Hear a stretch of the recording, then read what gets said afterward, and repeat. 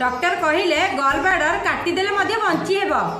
तेबे प्रश्न हेउची भगवान यह आम बॉडी रे काहेकि रखिथिले। चलते यह सहजरे बुझिबा।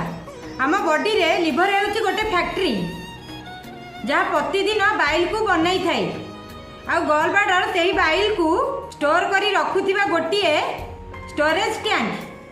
जेतेबेले आमे किछि हेवी फूड बा ऑयली फूड खाई थाउ गॉल ब्लाडर सेही स्टोर होइथिबा बाइल को रिलीज करे। यही बाइल फैट डाइजेक्शन रे हेल्प करे।